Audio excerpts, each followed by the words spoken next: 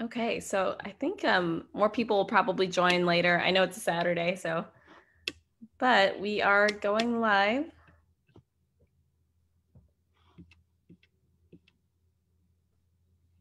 Okay, so we are live now. So welcome everyone. Thank you so much for joining us for our third WellNurse Spotlight. And we have our special guest here today. We have Debbie Lyn Toomey. And Debbie is, we are so excited to have Debbie here with us. She is just an amazing pioneer for an advocate for self-care and nursing well-being. So just to tell you all a little bit more about Debbie, Debbie has always dreamed of helping others feel better and live great lives. She considers having health and happiness at work and in life to be the ultimate success. As a nurse of over 30 years, as well as a business owner, mother of young men, and a daughter of aging parents, Debbie understands the struggles that people face daily. She has taken care of thousands of patients with stress-related conditions and has witnessed how these conditions worsen due to a lack of self-awareness, self-kindness, and self-care. So she established the Ultimate Healing Journey, LLC, to help men, women, and children who need gentle reminders and practical skills to feel better so that they can do better. Debbie has taught thousands of people how to use resilience skills to fuel their productivity, performance, and positivity. Debbie is a past board member of the National Speakers Association, New England chapter, and an award-winning member of Toastmasters International. Debbie's book, The Happiness Result, More Time, More Health, More Love, More Success, has helped everyone from high school age students to organizational leaders to live a life of purpose, passion, and positivity. Welcome, Debbie. Thank you so much for being here. Oh my gosh, thank you so much for having me. I'm very excited and honored to be here today. We are also excited and honored to have you here. And really awesome the work that you've been doing to help support nurses and to help people in general with their journeys in self-care. And we are excited to dive right in and learn more about your work and more about yourself too and your own journey. And, just to get things started, we'd just love to hear more about yourself and your perspective. And, could you tell us a little bit about what drove you to start your own business and, how you got to where you are now? Okay, well, as mentioned in my bio, I've taken care of lots and lots of patients with stress-related ailments. And myself being a nurse of over 30 years, along the way, not even knowing that I was suffering from stress-related ailments, I started to have neck and shoulder pains, frozen shoulders, low back pain, plantar fasciitis, sciatica, all these different things, insomnia sometimes. A lot of signs and symptoms of stress and burnout and compassion fatigue that I was not even aware of. And so I decided to start learning some skills to help me feel better. And so along the way, it went from being a Reiki practitioner, Reiki master, and then learning about acupressure and studying homeopathy and all these different practices that's considered to be under the realm of complementary alternative practice. And then along the way came positive psychology, the science of happiness, and learning and also opening up a whole new world of multimodal, evidence-based, research-proven techniques that can help support self-care and resilience. So to answer your question in a nutshell, it's because I didn't see anything being offered in a preventative way that is evidence-based, and also because many people are suffering, as well as myself and my colleagues. So I saw that there was a big gap. True, it was, the internet was starting to boom along the way, and there were many sprinklings of different types of practices of self-care that would be, seen on the internet, but nothing that really made sense and nothing that really felt really grounded for me. So when I started studying about positive psychology, it opened up a whole new world of, I learned about mindfulness and self-compassion, all these different practices that we typically kind of do. These are qualities that we kind of do, but we were not aware that if we did them consistently, that it would have so many health and wellness benefits. Yeah, that's amazing. And thank you so much for sharing about your journey. I'm always curious to see how people came into their own self-care and wellness. And, just like you said, it wasn't really a popular topic back then. And I think even now it's just barely kind of scratching the surface, right? Of what's kind of, what's socially acceptable, what people, I feel like people are still kind of coming into their own when it comes to self-care and wellness. And, with that in mind, I just would love to hear, how do you define self-care and wellness, and what do you do to promote your own personal self-care? Mm-hmm. Self-care is, I was thinking about this morning. How would I define self-care? I think I define it depending on what I need, but definitely it's something that I give to myself purposefully, or have others do it for me purposefully. So it's not just me taking deep breaths. Of course, I take deep breaths, I do my yoga.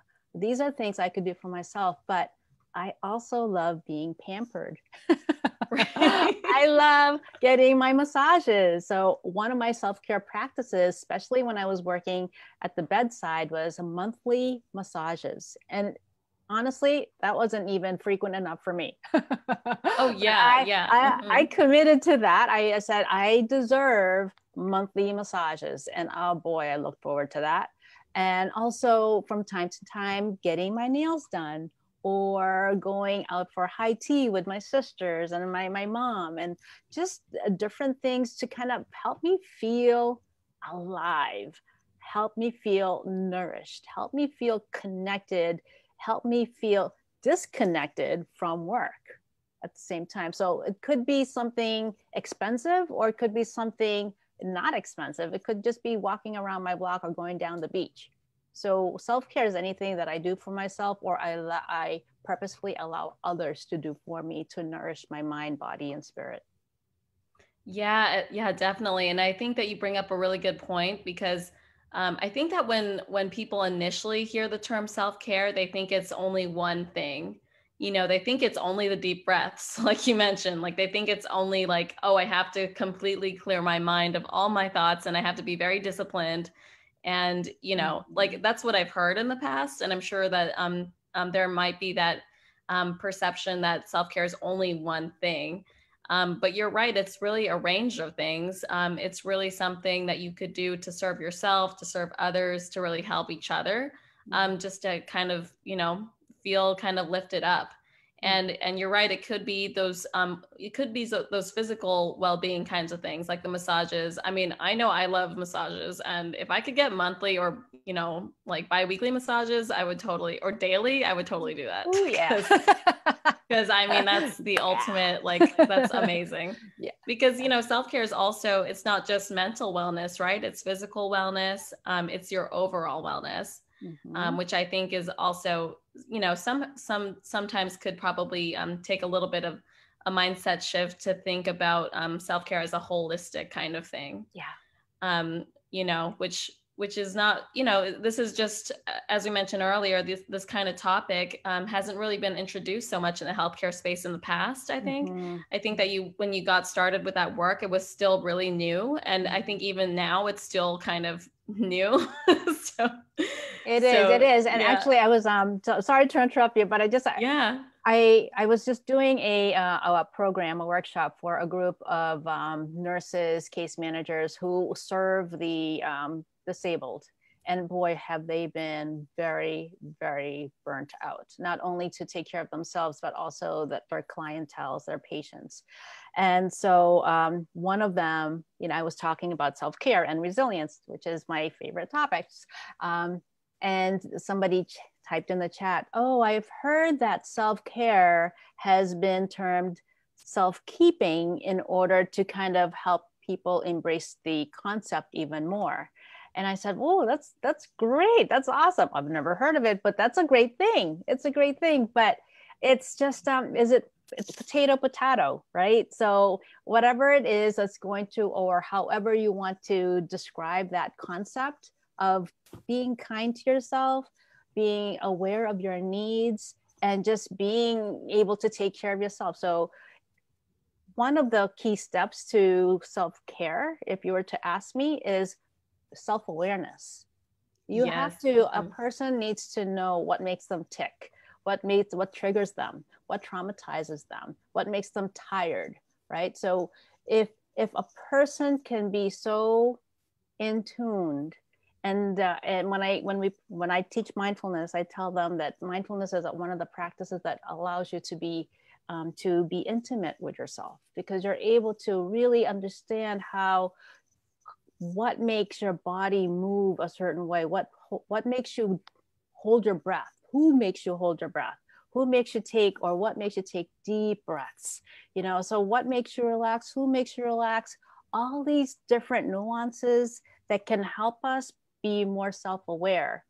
And if we can be the expert of our own bodies and minds and spirits, then the self-care will naturally take care of itself, because our body is meant to be resilient. It's meant to be in harmony. It's meant to be in balance. So if with self-awareness comes the kindness and also the care that it needs in order to balance itself in whatever's going on in that particular moment. And that's why self-care is not just one technique. It's many nuances, multi-level, multimodal techniques that allows the person to do what it needs to do at that very moment in order for them to take the next best step or the next best decision. Right. Yes, of course. And thank you so much for bringing up the idea of self-awareness. I do think that that's really important.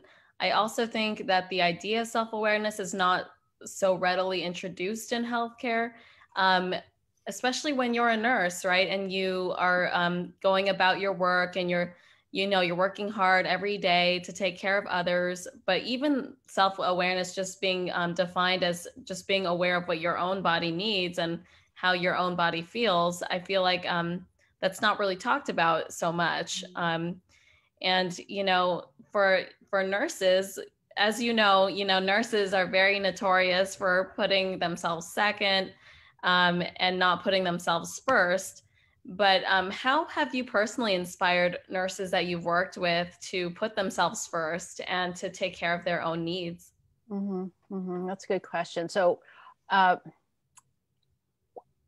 giving them a sense of a permission to be, and this is a self-compassion practice, is just telling them that it's okay. We will drop the ball. We will scream at our kids sometimes, or, be irritable at our husband sometimes, or sometimes we would do all these different things. So giving yourself permission to be human, being self-compassionate, and also allowing yourself to give yourself a break. And what I mean by that is when I was doing I just finished doing a 2-day self-care and resiliency training for nurses. And one of the key takeaways that one of the nurses loved, she's a nurse, she is an educator, she's a mom, she's just really she's awesome. So she was saying that her self-care has basically fallen off the wayside because, if she doesn't have that 2 hours to do the workout, then she feels like, oh my gosh, I just blew it, and might as well just eat. And then, maybe tomorrow I'll be lucky and I'll get my 2 hours. But then when I introduced to her the concept of, taking small steps, what does self-care look like today? Does self-care look like a 2-hour practice or a 2-hour workshop or a 2-hour workout? Or is self-care going to be maybe a 30-minute stretch? What's going to be okay and doable for you today, so that by the end of the day, you feel like you did serve yourself, you did offer yourself a sense of self-care. So that way you're not being critical of yourself, you're not judging yourself, and you're not punishing yourself for not meeting the health care goals that you were trying to offer yourself. So just small chunks. And that was just it for her. She was just like, oh my gosh, I didn't even think of that. Just, maybe like a 10-minute stretch. That would be good for that for one day, and maybe making it up the next day. Mm-hmm. And you brought up a lot of really good points just there with, first, empowering the nurses to give themselves permission to feel the way that they're feeling and to really lean into whatever it is that they're encountering at the moment. Because I think it is really easy for nurses, especially in such a high stress environment, to, feel kind of like guilt or feel a lot of shame if they're not performing, or if they're not feeling well, or if they're not, 1,000% for their colleagues and for their patients all the time, right? I feel like a lot of that shame is kind of embedded almost in the healthcare system in a way. But just the fact that you can just know that you could give yourself permission to be okay, like just to be okay with what you're feeling, and I really think that helps a lot. And then just taking those small steps, because, lots of nurses and people in healthcare in general, I think are high achievers. And when they set a goal for themselves, it tends to be like a very like lofty goal. Like, I'm not just going to lose 1 pound. I'm going to lose like 20 pounds. And then I'm going to do this and that, like right before, next year or something like that. And I think it really is important to kind of take it down to the basic level of just, what is my self-care practice today? Just like you said, what can I do today that will serve me today? Whether that's a 2-minute breathing session or a 2-hour workout, just like you said, because self-care changes, how you feel changes every day. And what might serve you today may not serve you tomorrow. And that's completely okay. You don't always have to stick to this regimen of, like, I have to do this, like, and I have to do this tomorrow, and I have to do this, in order to be well. I think it's a pretty fluid living and breathing kind of part of everyone's journey. I totally agree. I would I purposefully set Sunday as a self-care day. And I would, and this is great to borrow also, if you're, for parents or for anybody who lives with somebody, like claiming a day as your self-care day is important. To me, it's worked. And because I've been saying that for many years now, I would hear my 15-year-old say, oh, I think today's going to be my self-care day. It could be a Saturday or it could be a holiday. It doesn't have to be Sunday, but I would hear him, it would be a part of his vocabulary. It's like, oh, I think today's going to be my self-care day. I said, oh, good for you. Yeah, I think I might join you. But for him to allow that to be a part of his vocabulary and his mindset. And it was funny. I was giving him and another friend a ride to a game, and they were talking, and my son started talking about self-care, and the friend started, saying, oh yeah, that, well, my self-care today would be, I would be just drawing. I'm like, well, that's a cool thing to do. I love drawing too. Yeah. And it's as a woman, I'm a mom, as I mentioned, I like to share my practices amongst the people I love, because I want them to see what I'm doing, because I can't keep telling them what to do. I want to be able to model my own talk. I want to walk my own talk. And so when I tell them what I'm doing, they support me. And then in return, they start borrowing some of that type of a mindset, which is beautiful to hear them just kind of talk about that and it kind of come up casually. And that to me is like a gift. That's self-care also for me, because I know that I'm doing something correct or nice for my family. Yeah, that's extremely important. Even if you're promoting self-care for your own individual self, it really can be contagious. People will catch on to those practices. And if it's something that you continue to do, others will do that. I know that in clinical settings too, I've seen nurses, like at their lunch break, they would all exercise or like do like a quick 7-minute like stretch or workout, and then everyone else wants to kind of join in. And it's kind of like, if you see someone do it, it also kind of makes them feel like they have the permission, just kind of like what you said before. And it's really awesome to hear that your family in particular has been so open to that. And when if you see someone doing that, you really kind of think like, oh, maybe I should like do that too, or something like that. Or I could really see how this is benefiting this person, so I should, do the same probably for myself. Exactly. It becomes a culture. So I love how you said that in the workplace. So in the workplace, if a group of people start doing it and it becomes a norm.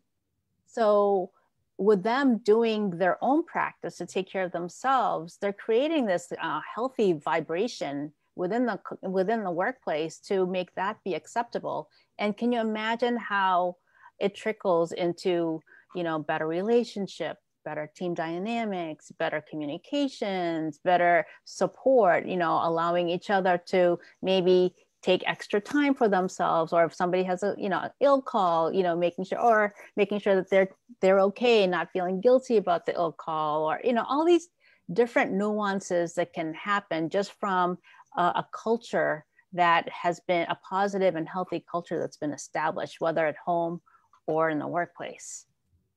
Right. Yes, exactly.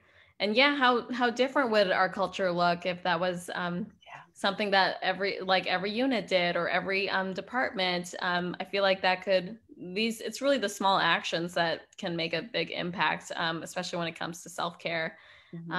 Definitely think that could make a huge difference in healthcare for the nurses, and then ultimately patients too.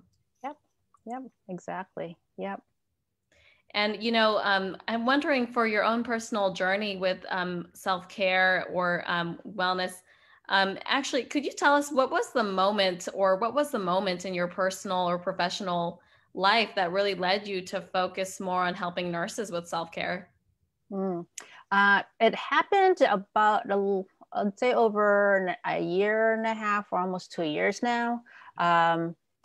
I have been doing a lot of programs for children, and then for the aging adults, and then other professionals. Then it occurred to me, almost like a boop, light bulb, boop, boop, boop, you're a nurse. Why don't you serve nurses? Also, I wish I had a light bulb. But yeah, so, these are people that I can relate with. I know their language, I know their pain, I have been there. So that's inspired me to include nurses and other healthcare workers in the programs that I offer, because I feel like, especially now with, so much stress and burnout and vicarious trauma, all these different things that we're all experiencing because of the pandemic. I mean, the stress level was high before the pandemic, and now it's just like, astronomical. So we all need a way to serve, care, whatever it is that we need to do, so that we can go home feeling that we did our best, knowing that the best will be different every day, and being okay with that notion. Because, I'm sure many nurses, maybe you, Michael, Kathy, Jillian, you probably have gone home after a hard day's work, feeling like you did not do everything that you wanted to do for everybody the way you wanted it done, because of the high level, the quality of practice that you're used to giving, the time you're usually able to give to your patients, and the care that you normally would give to the patient and their family. We've gone home so many times, I'm sure, I know I have, feeling like, okay, I felt like I ran around in circles the whole 12 hours, sometimes 16 hours, but I felt like I didn't do my best. And I had to, along the way, come to terms with the fact that, okay, I did do my best. My patients I met their needs. I was there. I was able to send home the people that were supposed to go home. I was able to comfort and receive the patients I was supposed to be admitting. I was there for my peers who asked for my help. I had to unpack. I had to unpack what I did that day in order to quiet my mind, to convince myself that I did what I could that day. Does that make sense? I hope you could relate to what I just said. Otherwise, I'll be the only nurse who's feeling this way. Oh, no. Yeah, you're definitely not the only nurse that feels that way. And I'm sure that, Kathy and Jillian could echo the same thoughts and feelings, because I mean, it's really hard, in the nursing profession. There's just a lot of pressure to constantly perform. And if you just kind of did one thing wrong, or if there was just like one incident, or maybe someone said something, or maybe, your manager, your colleague, or your patient, or if you just didn't do something, or there's a lot of areas and throughout your 12-hour shift where something could go wrong. I mean, easily. Yeah. And so that kind of, all those little incidents can accumulate and can make you feel like, wow, I really didn't do well today. Like, I don't know what's wrong with me. And kind of go towards this downward spiral of like, oh my gosh, like, and then constantly kind of thinking those things makes you, like want to be like, I don't know if I should be a nurse, or it kind of like escalates, I think, to that point that you just feel like you don't want to be in the profession almost. Right. Yeah.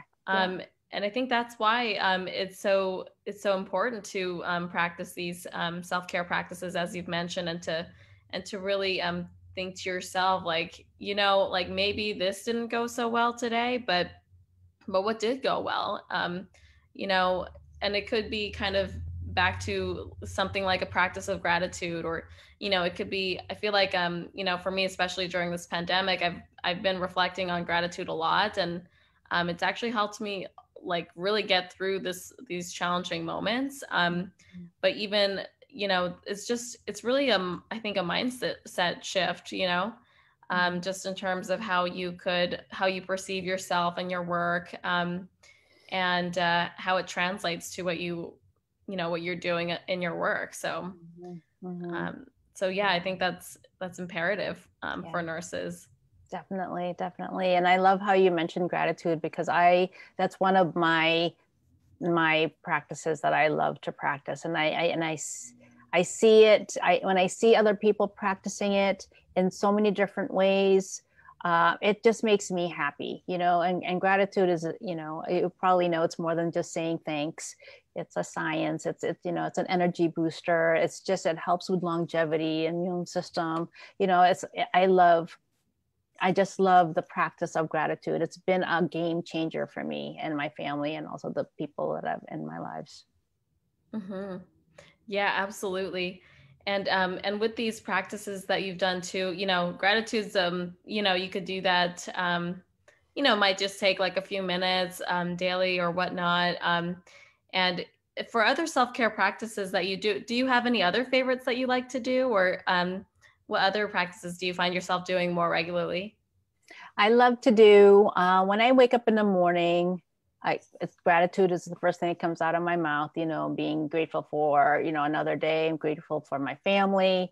And then I go downstairs and I just, I like to do my yin yoga, or some sort of a yoga that allows me to just kind of stretch my body and wake it up and ground it. I love doing the daily energy routine that helps with my balance and also coordination, and also helps run the energy in the right way. And then I just I love to just kind of look real quickly at something motivational, and then I'm ready. And then, my husband would turn to me and he'd say, okay, you're high maintenance.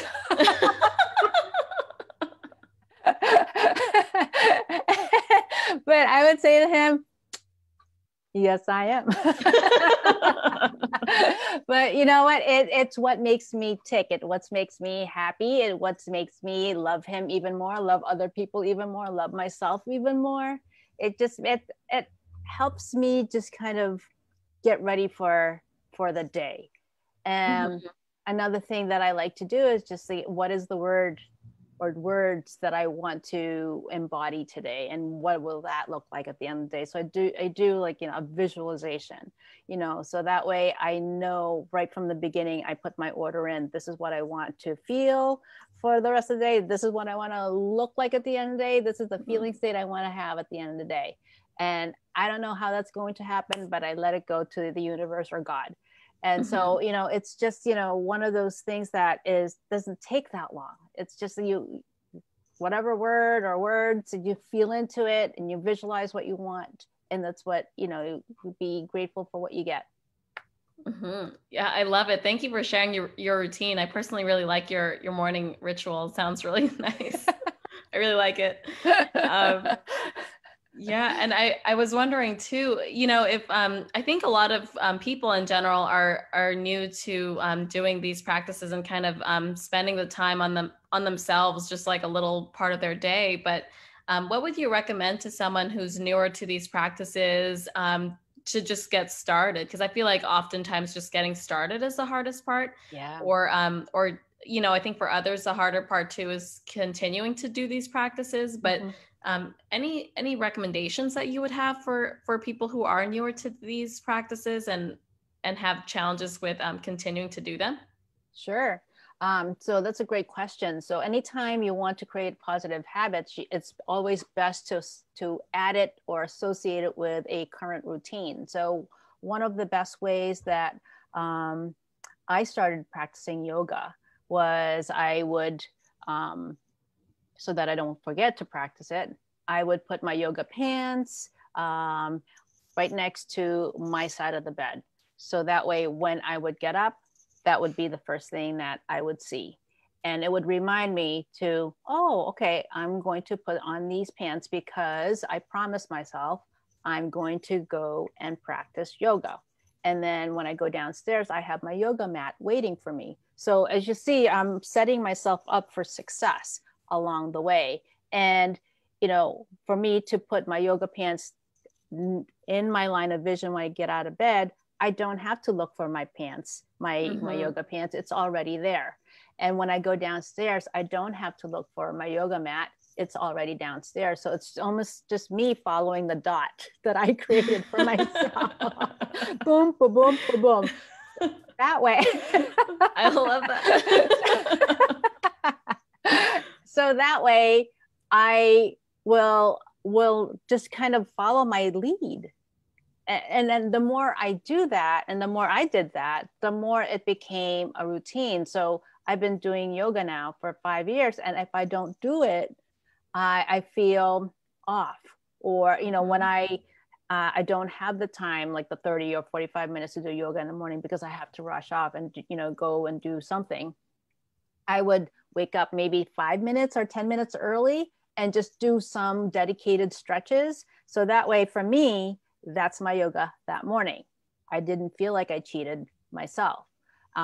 So again, it's just all these different things, different ways for me to befriend myself in a mindful way and still be in alignment to the self-care that I am trying to give to myself. Knowing that just like our best is different every day, our self-care may be different, and it is different every day. And I really like how you mentioned that in order to promote these continuous or these regular self-care practices, it's really also making sure you set yourself up for success. Having the yoga clothes by your nightstand when you wake up, and you just kind of see it, and then your body will really just do the rest. Almost just kind of like you said, it'll like, oh, okay, I guess I'll put my yoga clothes on, and like, oh, okay, I guess I'll go get my mat, and like, oh, here it is, and okay, I guess I'll just do the stretches now. And I think that's so important, right? Because we live in systems and we live in routines, and the more that we kind of normalize it and just make sure that it's part of our daily routine, just like you said, like tack it on to an existing routine, the easier it will be to overcome a new habit, because it is a habit that we're trying to build. Even though it's kind of like, it's a necessity. It's kind of like exercising, right? Like I think people may think that if you just do like one meditation, you should be set for like the rest of like your life or something. But it's really like it's just like exercising. You have to keep on flexing those muscles and continue to do those as part of your routine. Yeah. I like to tell people, yeah, just like eating one bowl of salad, it's not going to make you fit into that nice, beautiful dress for that wedding. You got to watch what you're eating. It won't, Debbie. Well, didn't work for me. It's so funny.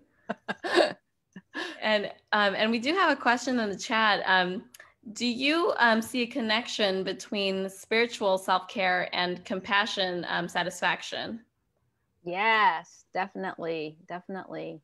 It's I believe so. I believe so, because that's, it's us getting deeper. So some people might, confuse the religion and spirituality and all that.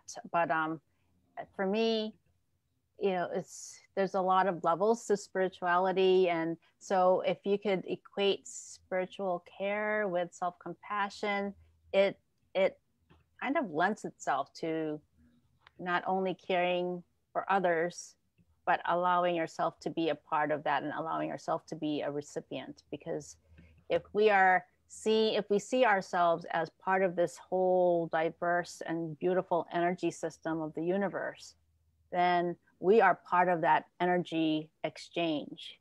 We're not just, as nurses, we give, we do, we care, we do all these things for others. But if you think of the realm of the spiritual care, there's that receiving as well. So I'm not sure if I answered the question correctly, but from my experience is, it's almost like when you're asking, if you're praying for something, and if you're always praying, that's good. But there's a level where you have to open your hands so that you're ready to receive. Because if we just keep our hands so tight and we feel like nothing's going to happen, we just got to pray extra hard. We got to pray extra hard for something to happen.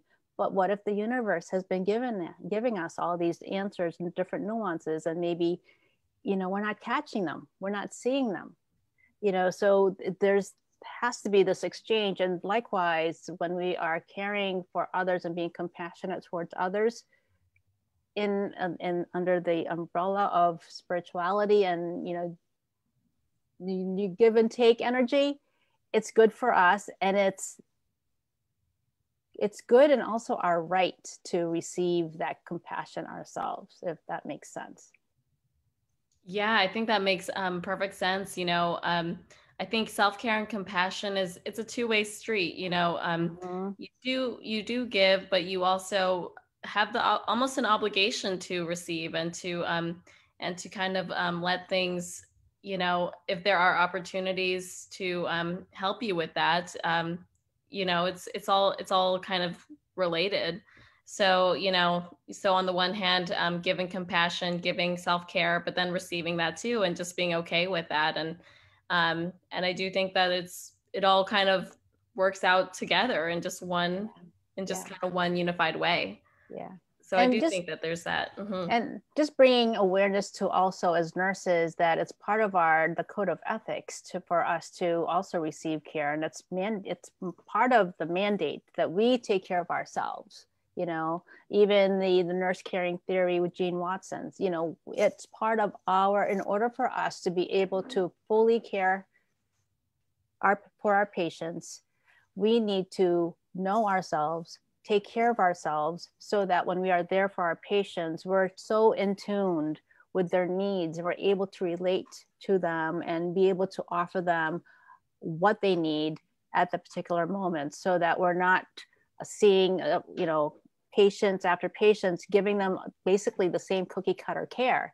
If we are able to be in tune to their needs by being in tune to who we are, then we're able to give them the type of care that they need at that very moment. Mm-hmm. Yeah, absolutely. I agree. And, when it comes to the healthcare industry, I feel like it can be really hard to, have that kind of two-way street to really kind of give and receive. And, that kind of brings me to healthcare culture, because with healthcare culture, I feel like there could be a lot of, stigmas of, like you always have to give and you can't receive and return. Yeah. But when it comes to the healthcare culture and how it relates to wellness and resilience and self-care for nurses, what have you found to personally be the most challenging part of that? Changing the healthcare industry's culture just so that it is more accepting and allowing of nurses to take care of themselves. I think it's the silos. Many hospitals say, "Oh, we're offering this wellness program," but more attention is being given to maybe just nurses, or maybe more attentions are given towards the doctors. It's just there's no cohesion. It's just very siloed, and that's very frustrating because the intention is pure, the intention is right, but it's just why can't the whole organization be on the same page so that one department, one specialty is not redoing the wheel, not recreating the wheel.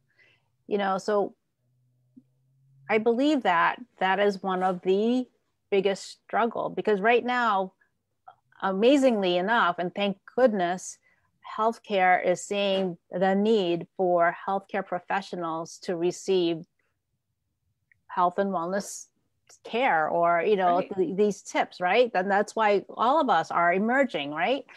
Which is wonderful. But at the same time, there needs to be one message, one system across the board, so that everybody is on the same page, speaking the same language, supporting each other the way they were or expected they're expected to be taught, or they're expected to act in that particular organization. Having one training from housekeeping all the way up to the C-suite, everybody taking the same training, so that way everybody's on the same page. Mm-hmm. Yes, absolutely. Absolutely. It has to be organization wide. A shift with mindset will take the whole organization if you really want to Yeah. see the whole staff thrive. And I do think that what you mentioned about silos is really important because, if you are only focusing on one subset of healthcare professionals and only their wellness and kind of like not really focusing on the others, it could be challenging, right? I mean, you do want to make sure that the organization on a whole, as a whole, has that same message for promoting self-care for all of the people in their organization. Yeah.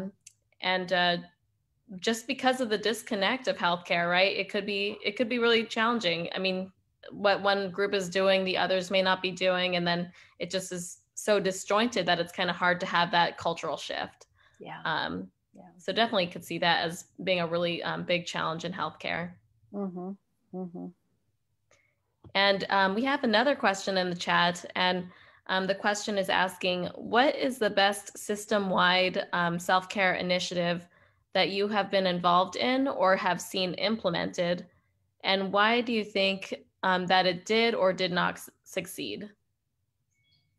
That's a good question. So I have I was a part of the integrative wellness group before COVID, and that was just starting to take off. We had a CEO who was very supportive.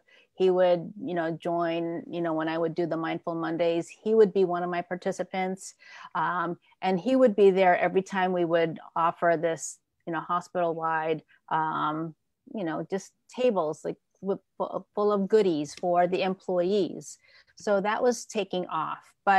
And then COVID happens, and then, so things kind of fell over to the wayside. But I'm starting to, and I would like to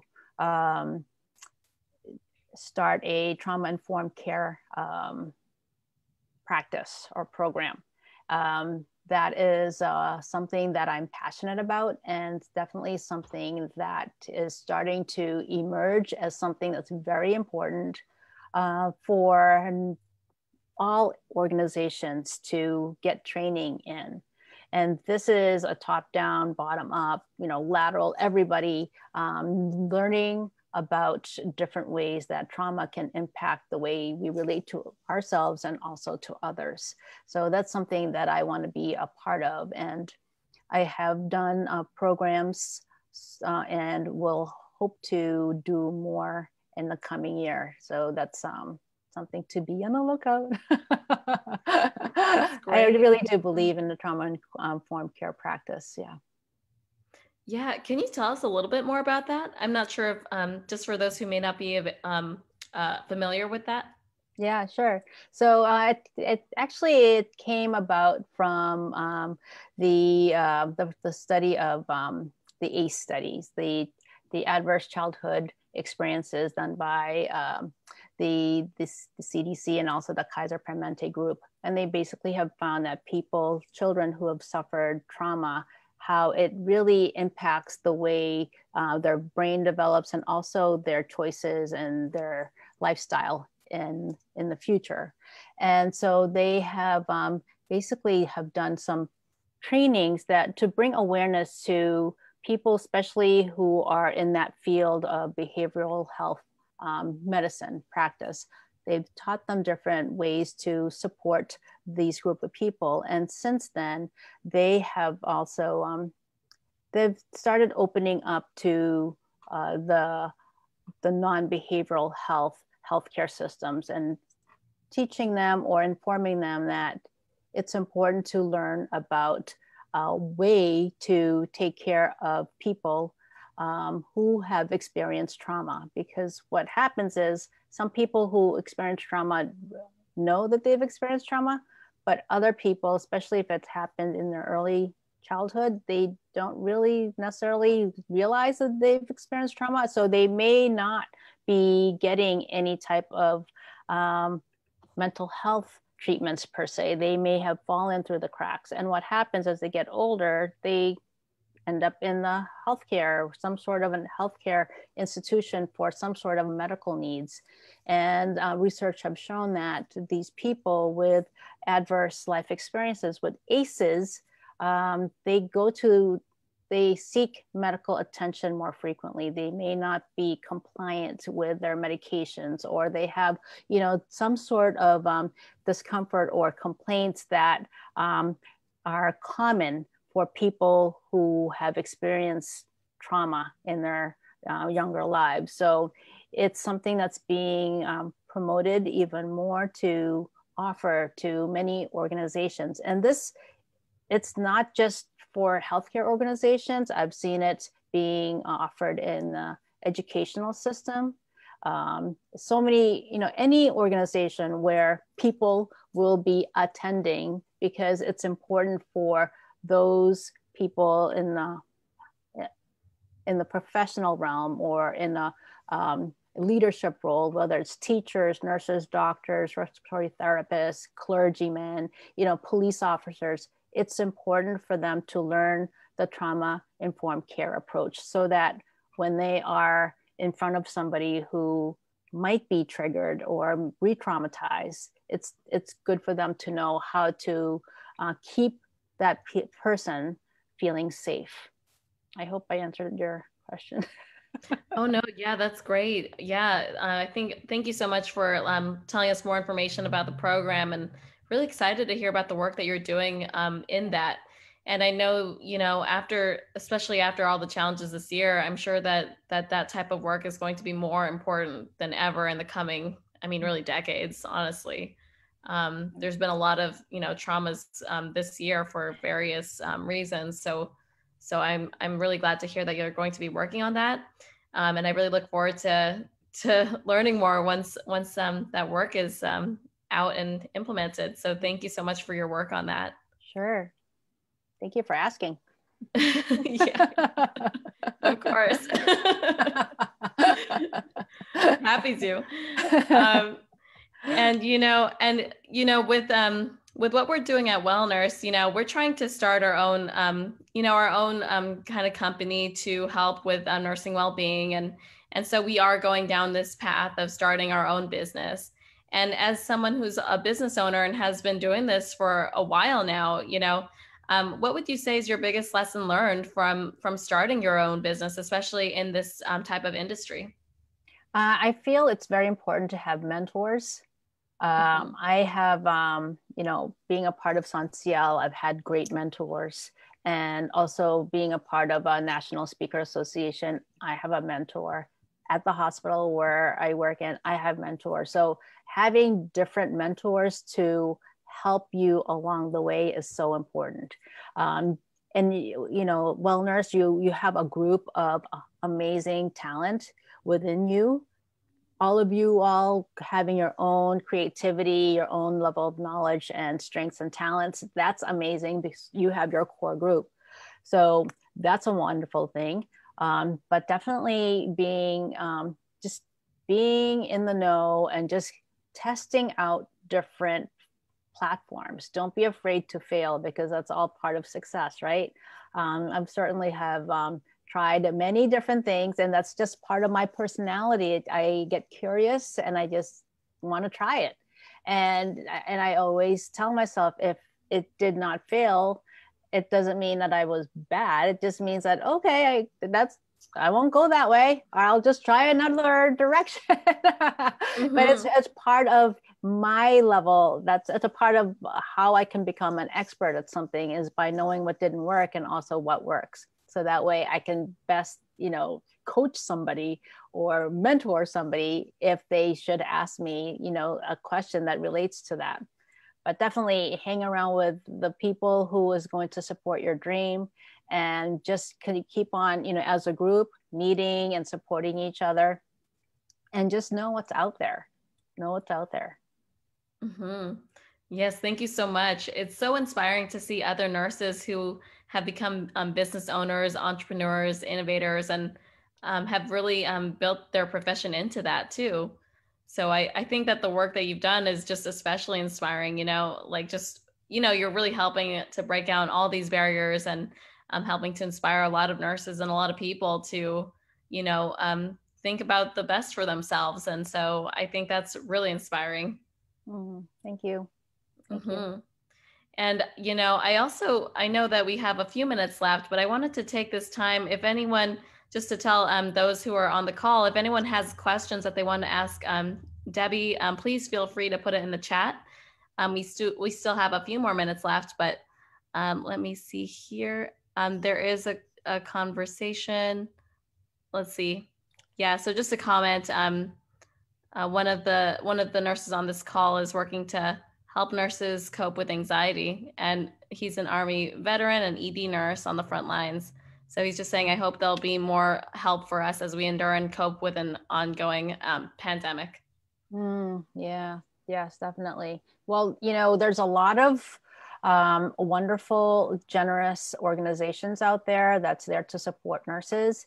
And what I could tell you is, and I do this practice, emotional freedom technique, tapping solution. They have a special going on for, and I'm not getting any money from them, but it's emotional freedom technique has been researched. And as a veteran, they've done lots of research with veterans and shown that it's really effective for depression and panic attacks and pain. So, I would, definitely, steer you to that. There's a lot of different programs on YouTube on EFT, that's the emotional freedom technique, or tapping. But definitely, look and see what other organizations are offering many free things for healthcare providers, because it's very important. That's great. Thank you so much for sharing. And there's a lot of practices, it sounds like, for self-care. And I know that you're well versed in a lot of them too. So it's great to hear about the different options. I'm not as familiar with EFT, so that's something I've always been kind of curious about too. And is there any lessons that you would like to share, just in terms of what you've learned about nurses and their well-being, or any other thoughts that you'd like to share with the group? So for nurses, as far as well-being, my suggestion is just keep doing what makes you happy, but and be aware of some of the habits that's going to lead to poor health. I used to do a lot of E12, 11 to 11:30, and that's when I would get home by midnight, I would just mindlessly eat, and then it's like, okay, I'm still kind of revved up. I think I'm going to have some wine. And, so that after a few months, that translates into 10 pounds or 20 pounds, so being mindful of the mindless activities that you do to help soothe your stress or your inner spirit is very important. Again, be attuned to who you are. And then for an advice for nurses who want to start their own business, I suggest starting and to remove the word just a nurse or the words just a nurse, because that can really trip you up. I still catch myself saying, but I'm just a nurse. I'm like, nope. I'm a nurse and I can do this. So it's just, we have to reframe, and we have to be able to kind of step into this leadership role that is actually being established for us at this time. As we speak, all nurses, whether you're a new grad or not, guess what? You are considered a healthcare leader from here on forward because of the level of responsibility and attention that we have been given. And it's something that's really amazing and awesome. So it's something that I'm getting tingly. It's our rights, and we need to be able to now then be versed in so many different practices out there, so that when we are called to be a part of the table to make decision making, we are able to give the best decision that's going to support not just our profession, but the whole healthcare organization, to break down those silos so that we are taking care of everybody, including ourselves. Right, absolutely. Thank you so much for sharing that. It is really difficult. I mean, I think it could be easy to fall into that trap of, I guess mindlessness, right, instead of mindfulness, and just kind of you could be on autopilot and just not even be aware that you're just kind of eating things and not really having boundaries on that, or drinking and not having boundaries on that, which after a long shift, I mean, it's a lot easier to kind of, I guess, let yourself go in a sense. Right. But yeah, thank you so much for bringing that up. I think it's really important for people to really kind of have that self-awareness and just really think, like, what am I doing right now? And how much am I really kind of taking in? So I think that that's especially important to be aware of. And I think, just one last comment here in the chat. I think oftentimes nurses can find that it's hard to seek help too, just from providers, or just trying to seek help from professionals who could help them if they are feeling like they need help with their mental health and wellness.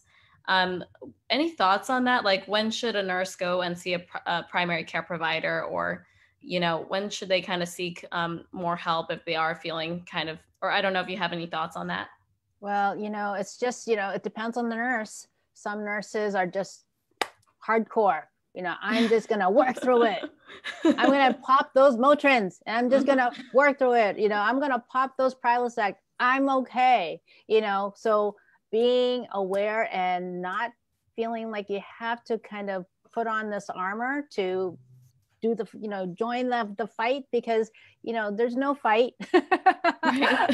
So, it's all about care. It's all about care. If we kind of chunk up and think about what we're doing, we're trying to help people feel better. And we need to just allow ourselves to be a part of that mix. So as we care for others, we have to take care of ourselves, because it's this generative system that can really happen really, really well. So for nurses, what can they do? Be aware, and also give yourself permission to break down, but give yourself permission to cry. If you are feeling low and depressed one day, it's okay. everybody feels that way.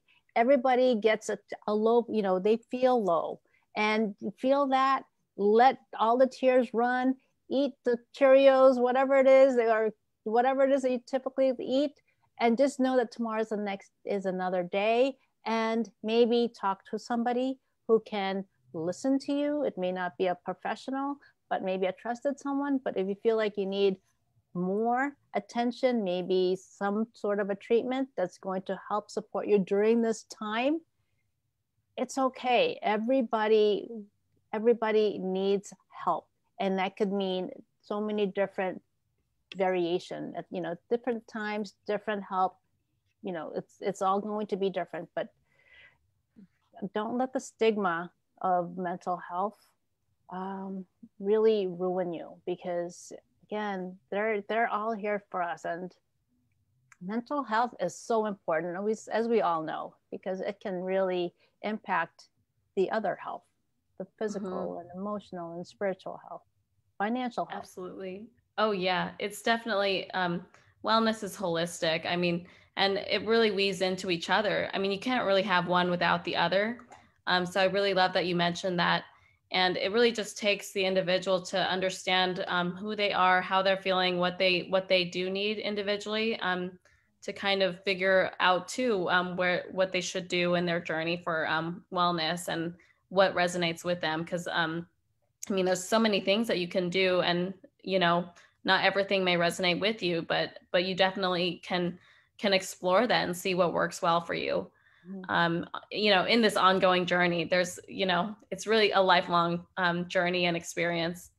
And we have reached the end of the hour. I can't believe it's already been an hour since we started the conversation. Wow, that flew by. Yeah, I know it flew by, and it was just so engaging to talk with you and to learn about you, your experience, your work, and your own journey with self-care. And I just want to say thank you so much for meeting with us today, and for giving us, sharing your wisdom and telling us more about what you do and how you help nurses and how you help others. So thank you so much, and really appreciate your time. Any last words you want to mention, or? I just want to say thank you to all of you for allowing me to be here today. And also just remember that self-care is not only is it multimodal, but it changes as we get older. What was good for you when you were younger may not be as good for you now, but it doesn't mean that there's nothing else that's good for you. So be open to other modalities that's going to help you.